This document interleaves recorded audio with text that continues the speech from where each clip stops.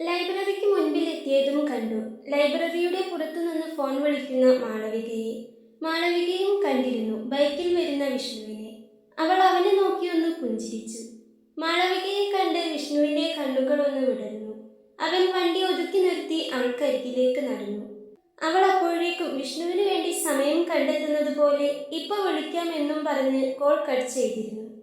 അവളുടെ മുഖത്തെ ആ നിഷ്കളങ്കമായ പുഞ്ചിരി കണ്ടപ്പോൾ വിഷ്ണുവിന്റെ മനസ്സിൽ ഒരു നേർത്ത തണുത്ത കാറ്റ് വീണ്ടും വീശി. ഇന്നെന്താ ലൈബ്രറിയിൽ തിരക്കില്ലേ? വിഷ്ണു അരികിലെത്തിയതും അവളോട് ചോദിച്ചു. ഇന്ന് ഞായറാഴ്ചയല്ലേ വിഷ്ണുവേട്ട? ഉച്ചയ്ക്ക് ശേഷമേ ആളുകൾ വരൂ. അല്ല വിഷ്ണുവേട്ടൻ ഇത് ഇങ്ങോട്ട് ഈ വെയിലത്ത്? മാളവിക അവനെ നോക്കി നേർത്തൊരു പുഞ്ചിരിയോടെ തന്നെ ചോദിച്ചു. ഞാൻ അമലിന്റെ വീട് വരെ ഒന്ന് പോയതാ. അമൽ എന്റെ കൂട്ടുകാരനാണ്. നാളെ തിരിച്ചു പോകണ്ടേ, അപ്പോൾ അവനെ ചെന്നൊന്ന് കണ്ടേക്കാം എന്ന് കരുതി, അവൻ പറഞ്ഞു. അറിയാം, അപർണയുടെ ഏട്ടനല്ലേ? വാവാച്ചിയും അവളും കൂടി ഇവിടെ ഇടയ്ക്ക് വരാറുണ്ട്.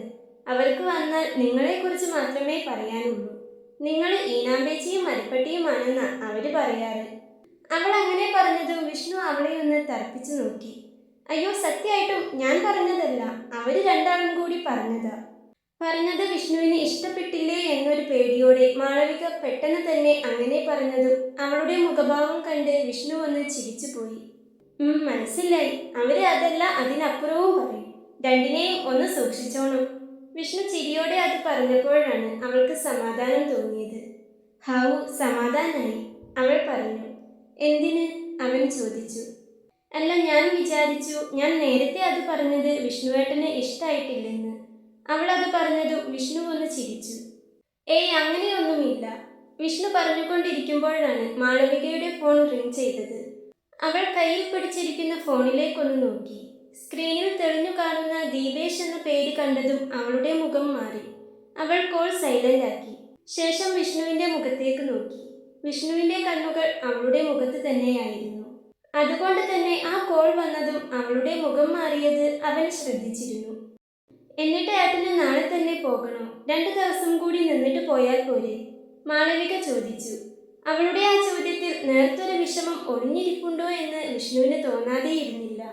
വിഷ്ണു അവളെ നോക്കി ഒന്ന് ചിരിച്ചു. ജോലിയല്ലേ മാളവിക, ഇത് ലീവ് എടുത്ത് വന്നതല്ല. ഞായറാഴ്ച എന്തായാലും ലീവാണല്ലോ. ശനിയാഴ്ച വൈകിട്ട് വന്നാൽ തിങ്കളാഴ്ച പോകണം. പിന്നെ ഇനി ഇടയ്ക്ക് ഇങ്ങനെ വരാമെന്ന് അമ്മയ്ക്ക് വാക്ക് കൊടുത്തിട്ടുണ്ട്. അതുകൊണ്ട് ഇനി അധികം വൈകാതെ വീണ്ടും കാണാം, അവൻ പറഞ്ഞു. അപ്പോഴേക്കും അവളുടെ ഫോൺ വീണ്ടും റിംഗ് ചെയ്തു. നോക്കിയപ്പോൾ ദീപേഷ് തന്നെ. അവൾ വീണ്ടും കോൾ സൈലന്റ് ചെയ്യുന്നതോടൊപ്പം ഫോണും സൈലന്റിലാക്കി വെച്ചു. കോൾ എടുക്ക്, അത്യാവശ്യം ആരെങ്കിലും ആയിരിക്കും. അവൾ കോൾ എടുക്കാതെ നിൽക്കുന്നത് കണ്ട് അവൻ പറഞ്ഞു. ഏയ്, കുഴപ്പമില്ല, എടുക്കേണ്ട അത്യാവശ്യം കോളൊന്നുമല്ല. അതിൽ നിന്നും തന്നെ അവൾക്ക് ഇഷ്ടമില്ലാത്ത ആരോ ആണതെന്ന് വിഷ്ണുവിന് മനസ്സിലായി. എന്തായാലും ഇടയ്ക്ക് വരാമെന്ന് തീരുമാനിച്ചത് നന്നായി. വാവാച്ചിക്ക് ഏട്ടൻ ഇവിടെയുള്ളതാണ് ഏറ്റവും സന്തോഷം. അവിടെ എപ്പോഴും പറയും വിഷ്ണുവേട്ടൻ വന്നാലേ വീടിനൊരു ജീവൻ വെക്കൂ എന്ന്. മാളവിക വാവാച്ചിയെ കുറിച്ച് പറഞ്ഞപ്പോൾ വിഷ്ണുവിന്റെ ഉള്ളിലൂടെ ഒരു മിന്നൽ പിണർ പോലെ എന്തോ ഒന്ന് പാഞ്ഞുപോയി. അവളുടെ ഉള്ളു പിടയുന്നത് അവന് ഓർമ്മ വന്നു. അവളുടെ കരഞ്ഞു വീർത്ത കണ്ണുകൾ തെളിഞ്ഞു വന്നു. പക്ഷേ അവനതൊന്നും പുറത്തു കാണിച്ചില്ല. മാളവികയ്ക്ക് ഇവിടെ ബോറടിക്കുന്നില്ലേ? പാലക്കാട്ടെ ഈ ഗ്രാമത്തിൽ പുസ്തകങ്ങൾക്കിടയിൽ ഇങ്ങനെ ഇരിക്കാൻ? വിഷ്ണു വെറുതെ ചോദിച്ചു. അവൻ ചോദിച്ചത് കേട്ട് മാളവിക ഒരു ചിരിയോടെ ലൈബ്രറിയുടെ ഉള്ളിലേക്കൊന്ന് നോക്കി. ഒരിക്കലുമില്ല, അത് വിഷ്ണുവേട്ടന് വെറുതെ തോന്നുന്നതാ. ഇഷ്ടമില്ലാതെ ചെയ്യുമ്പോഴാണ് എന്തു കാര്യമാണെങ്കിലും ബോറടിക്കുന്നത്. എനിക്ക് പുസ്തകങ്ങളാണ് ഇഷ്ടം. കൂട്ടത്തിൽ കുറച്ച് പഴഞ്ചനാണെന്ന് വേണമെങ്കിൽ പറയാം. എനിക്ക് ഈ ഗ്രാമവും നെൽപ്പാടവും ഏകാന്തതയും പുസ്തകങ്ങളുടെ ഗന്ധവും ഒക്കെയാണ് ഏറ്റവും ഇഷ്ടം. ഇവിടെ കിട്ടുന്നൊരു സുഖമുണ്ട്, സന്തോഷമുണ്ട്. പണ്ടേ എനിക്ക് കൊതിയായിരുന്നു ഇങ്ങനെയൊരു സ്ഥലത്ത് വന്ന് ജീവിക്കാൻ. ഇപ്പോഴാണ് അതിന് സാധിച്ചത്. അതുകൊണ്ട് ഞാനത് മാക്സിമം എൻജോയ് ചെയ്യുന്നുണ്ട്. ഇനിയുള്ള കാലവും ഇതുപോലെയുള്ള സ്ഥലത്ത് ജീവിക്കാൻ പറ്റണേ എന്നാണ് ഇപ്പോഴത്തെ ആഗ്രഹം. അവൾ പറഞ്ഞതും അവനൊന്ന് ചിരിച്ചു. എന്തോ അവളോടുള്ള ഇഷ്ടം ഒന്നുകൂടി കൂടുന്നു. അങ്ങനെയെങ്കിൽ ഇവിടെ തന്നെയുള്ള ആരെയെങ്കിലും കെട്ടി ഇവിടെ തന്നെ അങ്ങ് ജീവിക്കാൻ നോക്ക്, അവനൊരു ചിരിയോടെ പറഞ്ഞു. അതും ആലോചിക്കാവുന്നതാണ്, അവളും ആ ഒരു ചിരിയോടെ തന്നെ തിരിച്ചു പറഞ്ഞു. അപ്പോഴാണ് പുസ്തകം എടുക്കാനായി കൃഷ്ണൻകുട്ടി മാഷ് അവിടേക്ക് വന്നത്. ആള് ആ നാട്ടിലെ തന്നെ LP സ്കൂൾ അധ്യാപകനായിരുന്നു. ഇപ്പോൾ റിട്ടയർഡായി വീട്ടിലിരിക്കുന്നു. വിഷ്ണുവിനെയും അമലിനെയും വാവാച്ചിയെയും അപർണയെയും ഒക്കെ പഠിപ്പിച്ചിട്ടുണ്ട് മാഷ്. എന്താ വിഷ്ണു, സുഖാണോ? എപ്പോ വന്നു? മാഷ് വിഷ്ണുവിനോട് ചോദിച്ചു. സുഖായിരിക്കുന്നു മാഷെ, ഇന്നലെ വന്നതാണ്, നാളെ പോകും. മാഷിന് സുഖം തന്നെയല്ലേ? അവൻ വിനയത്തോടെ ചോദിച്ചു. ആ, ഇങ്ങനെയൊക്കെ അങ്ങ് പോകുന്നു. ഞാനൊരു ബുക്കുണ്ടോ എന്ന് നോക്കി വന്നതായിരുന്നു. എന്തായാലും നന്നായി വരട്ടെ. പറഞ്ഞുകൊണ്ട് മാഷ് അകത്തേക്ക് നടന്നു. അവൻ മാഷിനെ നോക്കി തലയാട്ടിയ ശേഷം മാളവികയെ ഒന്ന് നോക്കി. അവൾ അവനെ നോക്കി കൈവീശി കാണിച്ചുകൊണ്ട് അകത്തേക്ക് കയറി. മാഷ് ഒന്ന് വന്നതിനേക്കാളും ഒന്നുകൂടി സുന്ദരനായിട്ടോ, ഒരു 10 വയസ്സ് കുറഞ്ഞതുപോലെ, അവൾ മാഷിനോട് പറഞ്ഞു. എടീ കാന്താരി, നിനക്ക് കുറച്ച് കൂടുന്നുണ്ട്. മാഷും ഒരു ചിരിയോടെ തന്നെ പറഞ്ഞു. പുറത്തുനിന്ന് അവരുടെ സംസാരം കേട്ടുനിന്ന വിഷ്ണുവിന്റെ ചുണ്ടിലൊരു പുഞ്ചിരി വിരിഞ്ഞു. കാന്താരി, അവൻ പറഞ്ഞു പോയി. വിഷ്ണു വീട്ടിലെത്തുമ്പോൾ ഉമ്മറത്തൊന്നും ആരുമില്ല. അല്ലെങ്കിൽ മുത്തശ്ശി ഉണ്ടാവേണ്ടതാണ്. വാവാച്ചി പിന്നെ മുറിയിൽ തന്നെയാകുമെന്ന് വിഷ്ണുവിന് ഉറപ്പായിരുന്നു. അവൻ അടുക്കളയിലേക്ക് നടന്നു. അമ്മയും മുത്തശ്ശിയും അടുക്കളയിലുണ്ട്. അമ്മ പണിയിലാണ്.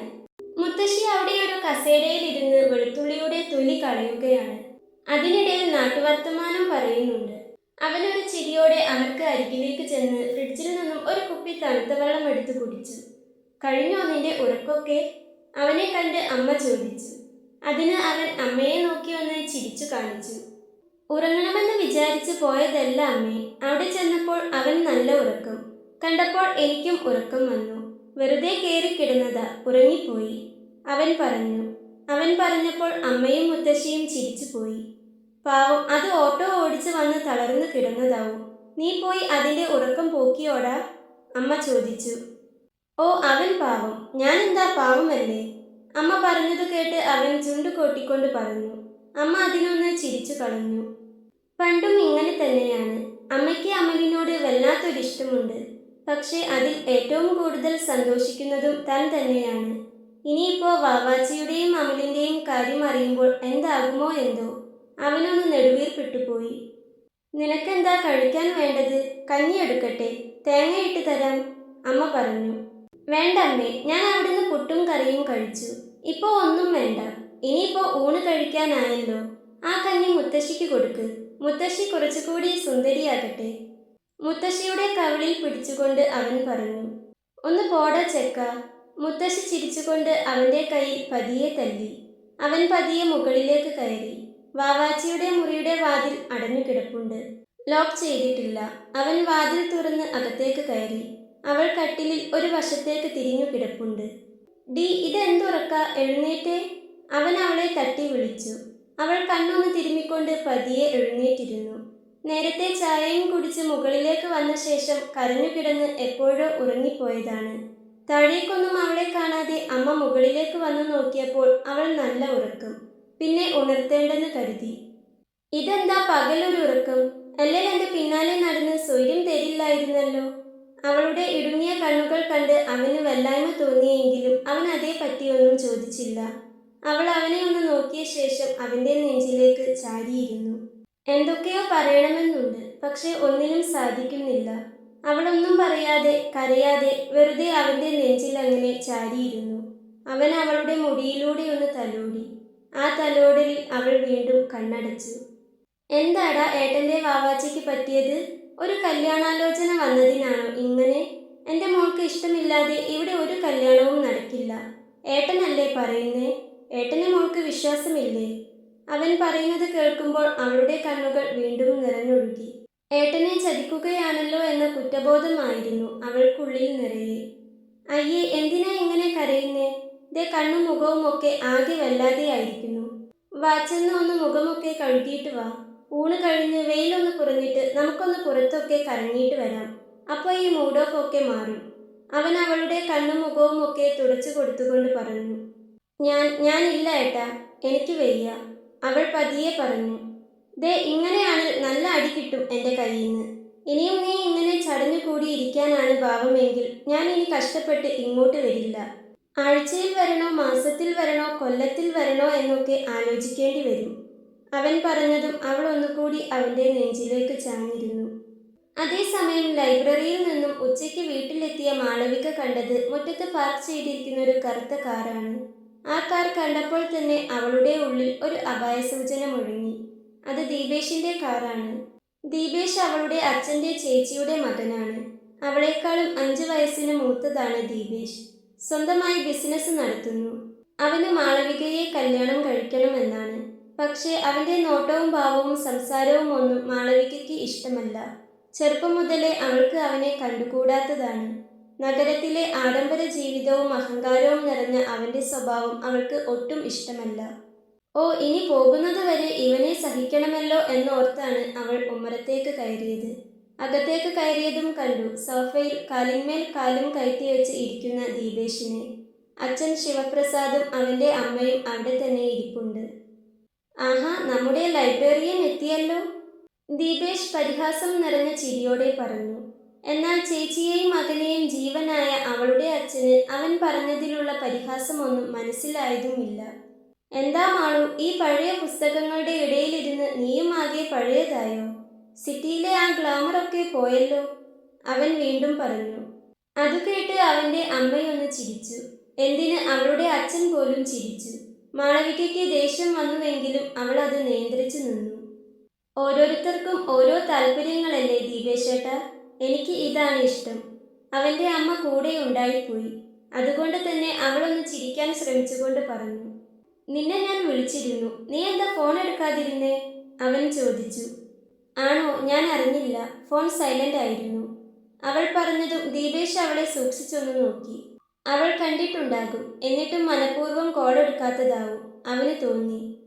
മാളു, ഇവര് നിന്നെ കാണാൻ വന്നതാ മോളെ. കൊച്ചിയിൽ നിന്നും നേരെ ഇങ്ങോട്ട് പോന്നു.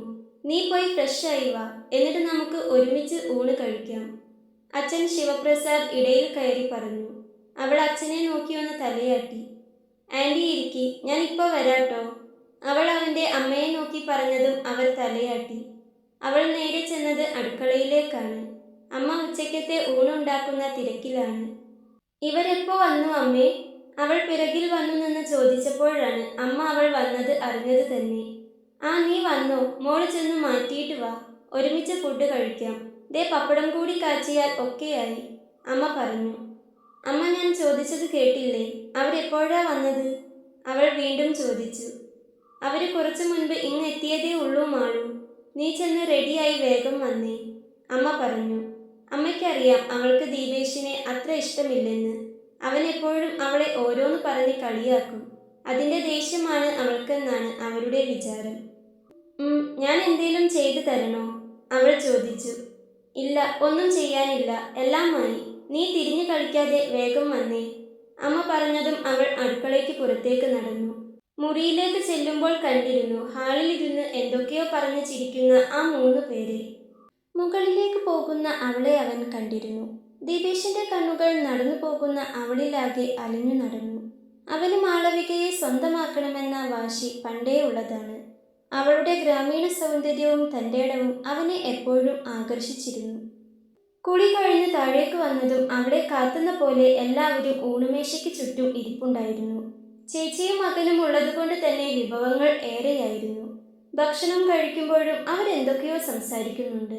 പക്ഷേ അവൾ അതൊന്നും കാര്യമാക്കിയില്ല. അവളോട് ചോദിക്കുന്നതിന് മാത്രം ഉത്തരം നൽകി. ഊണ് കഴിഞ്ഞ് ലൈബ്രറിയിലേക്ക് തിരികെ പോകാൻ വേണ്ടി ബാഗ് എടുക്കാനായി മുറിയിലേക്ക് വന്നതാണ് അവൾ. അവൾക്ക് പിന്നാലെ തന്നെ ദീപേഷും അവളുടെ മുറിയിലേക്ക് വന്നു. മാളു, നീ എന്തിനാ ഈ ചെറിയ ഗ്രാമത്തിൽ ഇങ്ങനെ ഒതുങ്ങിക്കൂടുന്നത്? നമുക്ക് വിവാഹം കഴിഞ്ഞാൽ കൊച്ചിയിലേക്ക് മാറാം. നമുക്ക് അടിച്ചു പൊളിച്ച് ജീവിക്കാം. എൻ്റെ ബിസിനസ്സും കാറും വീടും ഒക്കെ നിന്റേതു കൂടിയല്ലേ, അവൻ അവളുടെ ബെഡിൽ വന്നിരുന്നു കൊണ്ട് പറഞ്ഞു. അപ്പോഴാണ് അവൾ അവനെ കണ്ടത് തന്നെ. അവളൊന്ന് ഞെട്ടിപ്പോയി. ദീപേശേട്ടൻ എന്താ ഇവിടെ? നമുക്ക് പുറത്തുനിന്ന് സംസാരിക്കാം, പറഞ്ഞുകൊണ്ട് അവൾ മുറിക്ക് പുറത്തേക്ക് നടക്കാനൊരുങ്ങിയതും അവൻ അവളുടെ കയ്യിൽ പിടിച്ചു. ഏയ്, എന്താ ഇത്? ദീപേശേട്ടൻ എൻ്റെ കയ്യിൽ നിന്ന് വിട്ടേ, അവൾ പറഞ്ഞുകൊണ്ട് അവൻ്റെ കൈ വിടുവിക്കാൻ നോക്കി.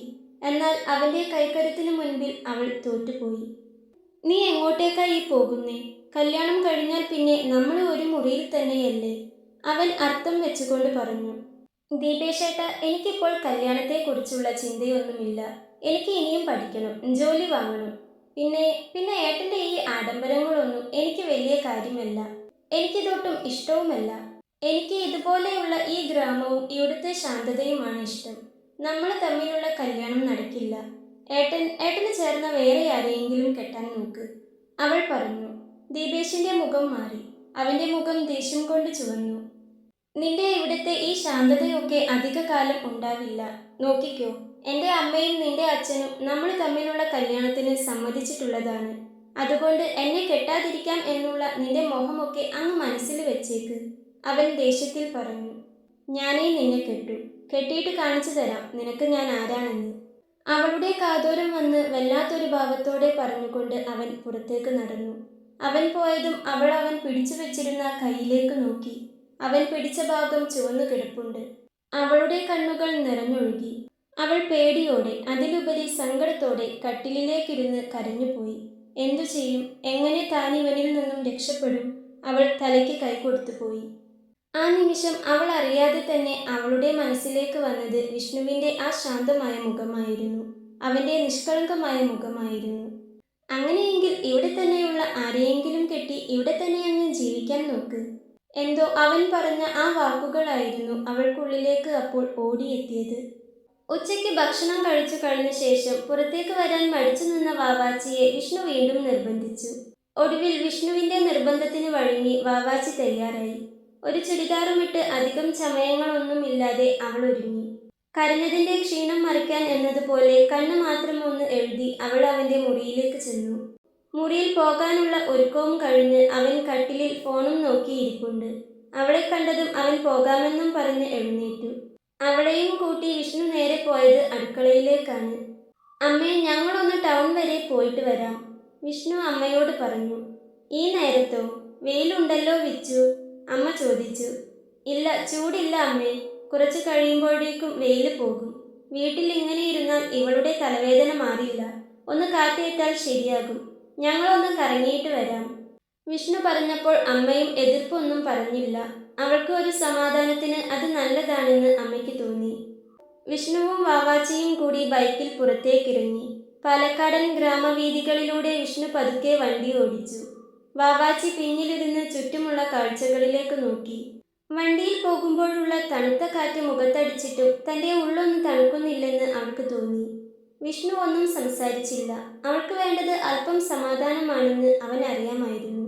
അവൻ വണ്ടി നേരെ വിട്ടത് ഭാരതപ്പുഴയുടെ തീരത്തേക്കായിരുന്നു. പുഴയോരത്ത് വണ്ടി നിർത്തി. ഇറങ്ങ്, അവൻ പറഞ്ഞതും അവൾ വണ്ടിയിൽ നിന്നും ഇറങ്ങി. അവൾക്ക് പിന്നാലെ അവനും. വാ പറഞ്ഞുകൊണ്ട് അവൻ അവളോടൊപ്പം പുഴയുടെ തീരത്തെ മണൽപ്പരപ്പിലൂടെ നടന്നു. വാവാച്ചി, നീ ഇങ്ങനെ ഓരോന്ന് ആലോചിച്ച് വിഷമിക്കണ്ട, എല്ലാം ശരിയാകും, പുഴയിലേക്ക് നോക്കി വിഷ്ണു പതുക്കെ പറഞ്ഞു. വാവാച്ചി ഒന്നും മിണ്ടിയില്ല. അവൾക്കറിയാം ഇങ്ങനെ പോയാൽ ഒന്നും ശരിയാകാൻ പോകുന്നില്ലെന്ന്. അവളുടെ കണ്ണുകൾ പുഴയിലെ ഒഴുകുന്ന വെള്ളത്തിലായിരുന്നു. അച്ഛൻ പറഞ്ഞത് ആലോചിച്ച് നീ ടെൻഷൻ അടിക്കണ്ട. പെണ്ണു കാണാൻ വരുന്നു എന്നല്ലേ ഉള്ളൂ. നിനക്ക് ഇഷ്ടപ്പെട്ടില്ലെങ്കിൽ ആരും നിന്നെ നിർബന്ധിക്കില്ല. ഏട്ടൻ കൂടെയില്ലേ? അവൻ അവളുടെ തോളിലൂടെ കൈയിട്ട് ചേർത്ത് പിടിച്ചുകൊണ്ട് പറഞ്ഞു. ഏട്ടന്റെ ആ വാക്കുകൾ അവൾക്ക് വലിയൊരു ആശ്വാസമായിരുന്നു.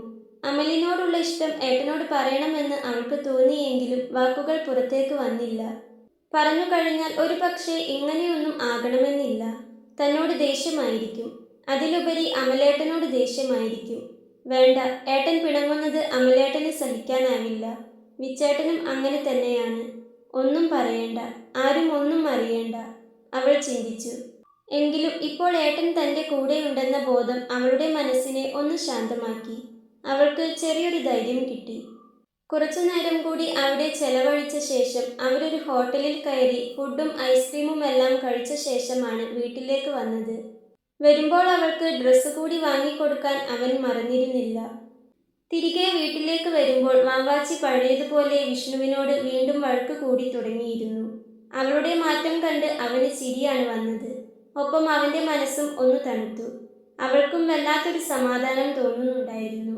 ഉള്ളിലെ തീ പൂർണ്ണമായും അണഞ്ഞിട്ടില്ലെങ്കിലും അല്പം ആശ്വാസം. അമലിനോട് സംസാരിച്ച് എല്ലാം ശരിയാക്കിയിട്ടുണ്ടെന്ന കാര്യം വിഷ്ണു രഹസ്യമായി വെച്ചു. ഇപ്പോൾ എന്തായാലും ഇങ്ങനെ പോട്ടെ. ഇഷ്ടം പറയേണ്ടത് അമലാണ്. അവൻ പറയുമോ എന്ന് നോക്കാം. എന്തായാലും അവര് വന്ന് പെണ്ണ് കണ്ടു പോട്ടെ. അച്ഛനെ വെറുതെ വെറുപ്പിക്കേണ്ട. ബാക്കിയെല്ലാം സമയമാകുമ്പോൾ അതിൻ്റെതായ രീതിയിൽ നടക്കട്ടെ. അവൻ കരുതി. വീട്ടിലെത്തിയപ്പോൾ വാവാച്ചിയുടെ മുഖത്തെ പ്രസരിപ്പ് കണ്ട് അമ്മയ്ക്കും സന്തോഷമായി. രാത്രി ഭക്ഷണം കഴിഞ്ഞ് ഉറങ്ങാൻ കിടക്കുമ്പോൾ വാവാച്ചിയുടെ മനസ്സിൽ ഇന്നലെ തോന്നിയൊരു പേടിയും സങ്കടവും ഉണ്ടായിരുന്നില്ല. എന്തായാലും തന്റെ ഇഷ്ടമില്ലാതെ ഏട്ടൻ ഈ കല്യാണം നടത്താൻ സമ്മതിക്കില്ലെന്ന് അവൾക്ക് ഉറപ്പായിരുന്നു. തൽക്കാലം പിടിച്ചു നിൽക്കാൻ അവൾക്ക് ആ ധൈര്യം മതിയായിരുന്നു. എവിടെയോ പ്രതീക്ഷയുടെ ഒരു വെളിച്ചം അവൾ കണ്ടു തുടങ്ങി. വിഷ്ണുവും അന്ന് സമാധാനത്തോടെ ഉറങ്ങി. തന്റെ കൂടപ്പിറപ്പിന്റെയും ഉറ്റ സുഹൃത്തിന്റെയും ജീവിതം നേർവഴിക്കാക്കാനുള്ള ആദ്യപടി അവൻ വിജയകരമായി പൂർത്തിയാക്കിയിരിക്കുന്നു. തിങ്കളാഴ്ച പുലർച്ചെ. വെളിച്ചം വന്നിട്ടില്ല. തണുപ്പ് നല്ല രീതിയിൽ തന്നെയുണ്ട്. ആ പുലർച്ചെ നേരം വിഷ്ണുവിന്റെ വീട്ടുമുറ്റത്തേക്ക് അമൽ തന്റെ ബൈക്ക് ഓടിച്ചു കയറ്റിയത് എന്നത്തെയും പോലെ വിഷ്ണുവിനെ റെയിൽവേ സ്റ്റേഷനിൽ കൊണ്ടുവിടാനായിരുന്നു. പക്ഷേ എന്നത്തെയും പോലെയല്ല ഇന്ന്. വിഷ്ണു എല്ലാം അറിഞ്ഞതാണ്. അവൻ അവളോട് ഇതേക്കുറിച്ച് എന്തേലും സംസാരിച്ചിട്ടുണ്ടാവുമോ? അങ്ങനെയെങ്കിൽ തന്നെ കാണുമ്പോൾ അവളുടെ പ്രതികരണം എന്തായിരിക്കും എന്നൊക്കെ ആലോചിച്ച് അവന്റെ ഉള്ളിൽ വല്ലാത്തൊരു പിടച്ചിലുണ്ടായിരുന്നു. വിഷ്ണുവിന് എല്ലാം അറിയാമെന്ന തിരിച്ചറിവ് അവന് നൽകിയ ആശ്വാസം ചെറുതല്ലെങ്കിലും വാവാച്ചിയുടെ മുഖം കാണുമ്പോൾ താൻ അവളോട് എങ്ങനെ നിൽക്കണം എന്ന കാര്യത്തിൽ അവൻ കുഴങ്ങി. അമൽ വണ്ടി മുറ്റത്തേക്ക് കയറ്റുമ്പോഴേ കണ്ടിരുന്നു ഉമ്മറത്ത് നിൽക്കുന്നവരെ. മുത്തശ്ശി ഒഴികെ ബാക്കി എല്ലാവരും അവിടെയുണ്ട്. മുത്തശ്ശിയോട് വിഷ്ണു നേരത്തെ യാത്ര പറഞ്ഞിട്ടുണ്ട്. തണുപ്പായതുകൊണ്ട് മുത്തശ്ശി പുറത്തേക്ക് വന്നിട്ടില്ല. വിഷ്ണുവിനോട് യാത്ര പറയാൻ എന്ന വ്യാജേന നിൽക്കുമ്പോഴും അവളുടെ കണ്ണുകൾ അമലിന്റെ മുഖത്ത് തന്നെയായിരുന്നു. ആർക്കും സംശയം തോന്നാത്ത വണ്ണം അവൾ ഇടയ്ക്കിടയ്ക്ക് അവനെ നോക്കിക്കൊണ്ടിരുന്നു. ഒരു നോട്ടമെങ്കിലും കിട്ടിയാലോ എന്നവൾ വെറുതെ മോഹിച്ചു. അമൽ പതുക്കെ തലയൊന്നുയർത്തി അവളെയൊന്ന് നോക്കി. മുമ്പൊക്കെ കാണാത്ത ഭാവത്തിൽ ഒഴിഞ്ഞു മാറാറുള്ള അമൽ ഇന്ന് അവളുടെ കണ്ണുകളിലേക്ക് തന്നെ നോക്കി. ആ നോട്ടം വാവാച്ചി ഒരിക്കലും പ്രതീക്ഷിച്ചിരുന്നില്ല. അത് അവളെ ഒരു നിമിഷം പിടിച്ചുലച്ചു കളഞ്ഞു. അമൽ അവളെ തന്നെ ഒന്ന് നോക്കി. കണ്ണുകളിൽ കരഞ്ഞതിന്റെ ലക്ഷണമുണ്ട്. കൺപോളകൾ വീർത്ത് കണ്ണുകൾ ഇടുങ്ങിയിരിക്കുന്നു. കൂട്ടത്തിൽ ഉറക്കമില്ലാത്ത രാത്രികളുടെ ക്ഷീണവും അവളുടെ മുഖത്ത് വ്യക്തമാണ്. അവൻ അവളോട് വല്ലാത്ത പാവം തോന്നി, വല്ലാത്ത സ്നേഹവും. അവന്റെ കണ്ണുകളിൽ വല്ലാത്തൊരു അലിവുണ്ടായിരുന്നു. ഒപ്പം അവളോട് മാപ്പ് അപേക്ഷിക്കുന്നത് പോലെ ഒരു ഭാവവും. അവൾക്കൊന്നും മനസ്സിലാകുന്നുണ്ടായിരുന്നില്ല. പെട്ടെന്ന് അവനിൽ നിന്നും ഇങ്ങനെ ഒരു മാറ്റം അവൾ വിചാരിച്ചിട്ട് കൂടിയില്ല. എങ്കിലും അവൾ ദയനീയമായി അവനെ നോക്കി നിന്നു. എന്നെ ഇങ്ങനെ വേദനിപ്പിക്കണമായിരുന്നോ എന്ന് അവളുടെ ആ കുഞ്ഞിക്കണ്ണുകൾ ചോദിക്കുന്നത് പോലെ അവന് തോന്നി. അമലിന് അവളെ നോക്കി ഒന്ന് ചിരിക്കണമെന്നുണ്ടായിരുന്നു. പക്ഷെ അവളുടെ ആ അവസ്ഥ കണ്ടപ്പോൾ അവന്റെ ചുണ്ടുകൾ വിറച്ചു. അവൻ അവളിൽ നിന്നും വേഗം നോട്ടം മാറ്റിക്കളഞ്ഞു. എങ്കിലും തന്റെ ലോകം മുഴുവൻ ഇവളാണെന്ന് അവന്റെ കണ്ണും മനസ്സും പറയുന്നുണ്ടായിരുന്നു. പോട്ടേടി, വാവാച്ചിയുടെ തലയിലൊന്ന് കൊട്ടിക്കൊണ്ട് വിഷ്ണു പറഞ്ഞു. അവളൊന്ന് തലയാട്ടി. വിഷ്ണു തന്റെ ബാഗുമായി അമലിന്റെ പിറകിലായി കയറിയിരുന്നു. എന്നാ ശരി അമ്മേ അച്ഛാ, ഞാൻ ഇറങ്ങുക, വിഷ്ണു എല്ലാവരെയും നോക്കി പറഞ്ഞു. ആ, പറഞ്ഞത് ഓർമ്മയുണ്ടല്ലോ, മറക്കേണ്ട. അടുത്ത ഞായറാഴ്ച അവര് വരും. ശനിയാഴ്ച രാത്രി ഇവിടെ നീ ഉണ്ടാവണം. അച്ഛൻ വീണ്ടും അവനെ ഓർമ്മിപ്പിച്ചു. ആ, മറക്കില്ല അച്ഛാ, ഞാൻ വരാം. എൻ്റെ അനിയത്തിയല്ലേ, ഞാൻ വരാതിരിക്കോ? അവളെ കെട്ടാനായി വരുന്നവൻ ആരാണെന്ന് എനിക്ക് കാണണ്ടേ? അവൻ വാവാച്ചിയെ നോക്കി കണ്ണൊന്ന് ചിമ്മിക്കൊണ്ട് പറഞ്ഞു. പോയാലോ? അമൽ ചോദിച്ചു. ആ, വിട്ടോ. വിഷ്ണു പറഞ്ഞതും അമൽ വണ്ടി മുൻപോട്ടെടുത്തു. അമൽ സൈഡ് മിററിലൂടെ പിറകിലേക്ക് നോക്കി. വാവാച്ചി ഇപ്പോഴും ഉമ്മറത്ത് തന്നെ നിൽക്കുകയാണ്. വണ്ടി കണ്ണിൽ നിന്നും മറയുന്നതുവരെ അവൾ അവിടെ തന്നെ നിൽക്കുന്നത് കണ്ടപ്പോൾ അമലിന്റെ നെഞ്ചൊന്ന് പിടഞ്ഞു. യാത്രയ്ക്കിടയിൽ വിഷ്ണു അമലിന്റെ തോളിൽ കൈവച്ചു. ഡാ, നീ കണ്ടില്ലേ അവളുടെ മുഖം? ആകെ വാടി തളർന്നു പോയി. അവൾക്ക് നിന്നെ അത്രയ്ക്ക് ഇഷ്ടമാണ് അമലെ. ഇനിയും നീ അവളെ വേദനിപ്പിക്കരുത്, വിഷ്ണു പറഞ്ഞു. അമലൊന്ന് മൂളിയതേയുള്ളൂ. അവന്റെ കണ്ണുകൾ നിറയുന്നുണ്ടായിരുന്നു. അമലെ, വിഷ്ണു വിളിച്ചു. അമലൊന്ന് മൂളി. ഡാ അമലെ, വിഷ്ണു വീണ്ടും വിളിച്ചു. ആ വിച്ചു, നീ പറഞ്ഞോ, ഞാൻ കേൾക്കുന്നുണ്ട്, അമൽ പറഞ്ഞു. എനിക്ക് നിന്നോട് ഒരു കാര്യമേ പറയാനുള്ളൂ. എൻ്റെ പ്രാണനാണ് അവൾ. അവൾക്ക് വേദനിച്ചാൽ എനിക്ക് സഹിക്കില്ല. അറിയാലോ നിനക്കത്. നിന്നെ എനിക്ക് അത്രയ്ക്കും വിശ്വാസമുള്ളതുകൊണ്ടാണ് ഞാൻ ഇതിന് കൂട്ടുനിൽക്കുന്നത്. നിന്റെ സ്ഥാനത്ത് വേറെ ആരെങ്കിലും ആയിരുന്നെങ്കിൽ ഞാൻ ഇങ്ങനെ ആയിരിക്കില്ല. നിന്റെ കൂടെ അവള് ഹാപ്പി ആയിരിക്കും എന്നെനിക്ക് ഉറപ്പുണ്ട്. എന്നാലും പറയാ, അതുകൊണ്ട് നീ എന്ത് ചെയ്തിട്ടാണെങ്കിലും എൻ്റെ പെങ്ങളെ സങ്കടപ്പെടുത്തരുത്. അവളുടെ കണ്ണു നിറഞ്ഞാൽ അത് കാണാനുള്ള ക്ഷമ എനിക്കുണ്ടാവില്ല. ഞാൻ പറയുന്നത് നീ അവളെ പൊന്നുകൊണ്ട് മൂടണം എന്നല്ല. പട്ടിണിക്കിടാതെ അവളെ നീ പോറ്റും എന്നെനിക്കറിയാം. അതേ അവളും ആഗ്രഹിക്കുന്നുണ്ടാവൂ. ഞാൻ പറയുന്നത് സ്നേഹത്തിന്റെ കാര്യമാണ്. അവളെ നീ വേദനിപ്പിക്കരുത്. വിഷ്ണു ഗൗരവത്തോടെ പറഞ്ഞു. അമലൊന്ന് വണ്ടി നിർത്തി. പിന്നെ വിച്ചുവിനെ ഒന്ന് തിരിഞ്ഞു നോക്കി. എനിക്കറിയാം വിച്ചു, നീ എന്നെ എത്രമാത്രം വിശ്വസിക്കുന്നുണ്ടെന്ന്. നിന്റെ വിശ്വാസത്തെ ഇല്ലാതാക്കരുത് എന്ന് വിചാരിച്ചിട്ട് കൂടിയാ ഞാൻ ഇത്ര കാലം അവളെ കണ്ടില്ലെന്ന് നടിച്ചത്. പക്ഷേ ഇപ്പൊ നീ ഉണ്ടല്ലോ എൻ്റെ കൂടെ. എനിക്കത് മതി. ഇനി ഒരിക്കലും അറിഞ്ഞോ അറിയാതെയോ ഞാൻ അവളെ വേദനിപ്പിക്കില്ല. സത്യം. പറയുമ്പോൾ അമലിന്റെ സ്വരം ഇടറി. എനിക്ക് അറിയാടാ, ഞാൻ പറഞ്ഞെന്നേ ഉള്ളൂ. നീ വണ്ടിയെടുക്ക്. വിഷ്ണു അവന്റെ തോളിൽ തട്ടിക്കൊണ്ട് പറഞ്ഞതും അമൽ വണ്ടിയെടുത്തു. സ്റ്റേഷനിലെത്തി വിഷ്ണുവിനെ യാത്രയാക്കി തിരികെ വരുമ്പോൾ അമൽ വണ്ടി സൈഡിൽ ഒതുക്കി. നെഞ്ചിരിപ്പോടെ അവൻ തന്റെ ഫോൺ എടുത്തു. വാട്സാപ്പ് തുറന്ന് വാവാച്ചി എന്ന് സെർച്ച് ചെയ്തു. വാവാച്ചി എന്ന് തെളിഞ്ഞു വന്നു. അവളും വിച്ചുവും ഒരുമിച്ച് നിൽക്കുന്ന ഒരു ഫോട്ടോയാണ് DP. അവൻ ആ ഫോട്ടോയൊന്ന് സൂം ചെയ്തു നോക്കി. ഒരു നിമിഷം അവന്റെ ചുണ്ടിലൊരു പുഞ്ചിരി വിരിഞ്ഞു. ആ ചാറ്റ് എടുക്കുമ്പോൾ അവന്റെ കൈയൊന്ന് വിറച്ചു. പിന്നെ രണ്ടു കണ്ണും അടിച്ചു പിടിച്ച് ആഞ്ഞൊന്ന് ശ്വാസം വലിച്ചു. പിന്നെ അവളുടെ നമ്പറിലേക്ക് മെസ്സേജ് ടൈപ്പ് ചെയ്തു. ഇന്ന് വൈകിട്ട് 5 മണിയാകുമ്പോൾ അമ്പലത്തിലേക്കൊന്ന് വരുമോ? എനിക്ക് കുറച്ച് സംസാരിക്കാനുണ്ട്. വരണം, ഞാൻ കാത്തിരിക്കും. ടൈപ്പ് ചെയ്ത് വെച്ചിരിക്കുന്ന ആ മെസ്സേജിലേക്ക് അവനൊന്ന് നോക്കി. പിന്നെ വെച്ച് കളിക്കാൻ നിന്നില്ല. ഒരൊറ്റ സെൻഡ് ഞെക്കൽ. അവനൊന്ന് വിറച്ചു പോയി. അവൻ ആ ചാറ്റിലേക്കൊന്ന് നോക്കി. ഓൺലൈനിലില്ല. ഒരു ടിക്ക് കാണിക്കുന്നേയുള്ളൂ. 2 നിമിഷം അതിലേക്ക് തന്നെ നോക്കി നിന്ന ശേഷം അവൻ ഫോൺ പോക്കറ്റിലിട്ടു. ഇനി അവൾക്ക് ഡെലിവേർഡ് ആകുന്നതുവരെ അവനൊരു സമാധാനവും ഉണ്ടാകില്ല. ഉച്ചവരെ അവൻ ഇടയ്ക്കിടയ്ക്ക് വാട്സാപ്പിൽ കയറി നോക്കി, അവൾക്ക് മെസ്സേജ് ഡെലിവേർഡ് ആയോ എന്നറിയാൻ. ഒരു ടിക്ക് തന്നെ കാണുമ്പോൾ അവന് ഭ്രാന്ത് പിടിക്കുന്നത് പോലെ തോന്നി. വിഷ്ണു സമ്മതിച്ചതു മുതൽ അവൾക്കായി കരുതി വെച്ച കുന്നോളം സ്നേഹം പുറത്തേക്കൊഴുക്കാൻ വെമ്പി നിൽക്കുകയാണ് അവന്റെ ഹൃദയം. ഉച്ചയ്ക്ക് ഭക്ഷണമൊക്കെ കഴിഞ്ഞ് കട്ടിലിൽ വന്നു കിടന്ന വാവാച്ചി വെറുതെ ഫോണെടുത്ത് നോക്കിയതാണ്. നെറ്റ് ഓൺ ചെയ്തതും ഫോണിൽ വന്ന നോട്ടിഫിക്കേഷൻ കണ്ട് അവളൊന്ന് തരിച്ചിരുന്നു പോയി. കണ്ടത് വിശ്വസിക്കാനാവാതെ അവൾ വീണ്ടും വീണ്ടും അതിലേക്ക് തന്നെ നോക്കി. തന്റെ കണ്ണുകൾ കാണുന്നത് സത്യമാണെന്ന് മനസ്സിലായതും സന്തോഷം കൊണ്ടും പരിഭ്രമം കൊണ്ടും അവളൊന്ന് വിറച്ചുപോയി.